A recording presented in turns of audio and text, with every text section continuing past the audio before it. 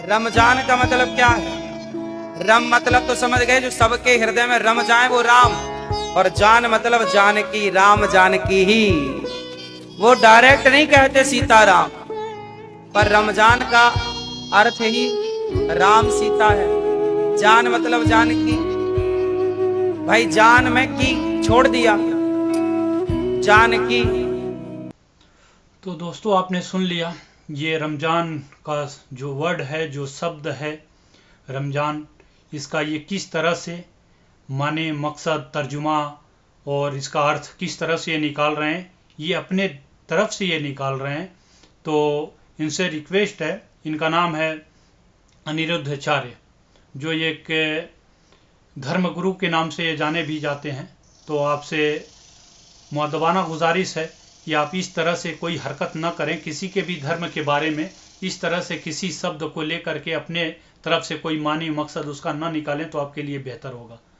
क्योंकि आपको पता ही नहीं है कि रमजान कौन सा वर्ड है। रमजान तो अरबिक वर्ड है। रमजान का अर्थ क्या होता है आपको पता भी है? आपने तो अपने तरफ से कह दिया, तालियां बजवा दी। आपको पता ही नहीं है कि रमजान का अर्थ क्या होता है। किसी के धर्म के बारे में टिप्पणी करने से पहले आप उस जिस बात को लेकर टिप्पणी कर रहे हैं, कह रहे हैं, तो बेहतर तरीका यही है कि पहले उसके बारे में अच्छी तरह से आप किसी से नॉलेज ले लें और उसके बाद से आप उसके बारे में प्रचार और प्रसार करें, तो आपके लिए बेहतर होगा। क्योंकि रमजान का जो अर्थ होता है आपको पता है। आइए मैं बताता हूँ रमजान का क्या अर्थ होता है। रमजान के 5 शब्द हैं, 5 हरूफ हैं। पहला है रो, रा, जिसको हिंदी में रो बोलते हैं, अरबी शब्द से अगर देखा जाए तो रा। तो रा, रा मतलब होता है रहमत इलाही। पहला हरूफ का माने है रहमत इलाही। दूसरा हरूफ है मीम, जो आप मौ भी बोलते हैं हिंदी में और हम मीम बोलते हैं। तो मौ से होता है महबूब इलाही। और तीसरा है दुआत, जिसको बहुत सारे लोग दुआत भी बोलते हैं, उसका मतलब होता है जमान इलाही। और चौथा अक्षर है अलिफ, अलिफ का मतलब होता है अमान इलाही। और पांचवा हरूफ है नून, नून का मतलब होता है नूर इलाही। आपको पता है रमजान का अर्थ? बहुत सारे इसके मफहूम है। अगर निकालने बैठूं मैं तो ये वीडियो इतना लंबा हो जाएगा कि आप थक जाएंगे सुनते सुनते। और नहीं आपको अगर पता है तो इस वीडियो के माध्यम से भी आप सीख लें रमजान का मतलब क्या होता है। रमजान का मतलब बहुत सारे, रमजान के 5 खुसूसी इबादतें भी हैं।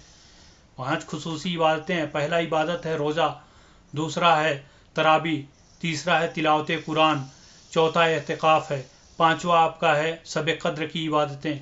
बहुत सारी इसकी फजीलतें हैं रमज़ान की, बहुत सारे अर्थ हैं, बहुत सारे उसके लुग़वी माने हैं।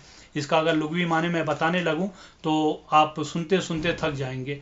क्योंकि आप किसी के भी धर्म के बारे में कोई भी शब्द जो आया आप लेकर के बस बैठ गए, न जानते हैं न उसके बारे में आपको पता है, बस तालियां बजवानी है, लोगों में शोहरत हासिल करना है। तो आप ऐसा न करें, हरगिज व हरगिज ऐसा न करें। रमज़ान का एक और लुग़वी माने आपको बता दूं क्या होता है। माह रमज़ान मुबारक का एक लुग़वी मफ़हूम मौजूद है कि खाक कर देना, मिटा देना, यानी तकब्बुर को मिटा देना, गुरूर को मिटा देना, भूख और प्यास की शिद्दत को बर्दाश्त करना। ये भी लुग़वी माने में आता है। रमज़ान के बहुत सारे उसके माने हैं। तो आपसे मुअद्दबाना गुजारिश है कि आप ऐसी हरकतें न करें। नहीं तो अगर इस तरह तो आपके नाम का मैं अर्थ निकालने लगूं तो अब आपके जितने भक्त हैं चेले चपाटे हैं, और आपको भी शायद बुरा लग जाएगी इस बात की।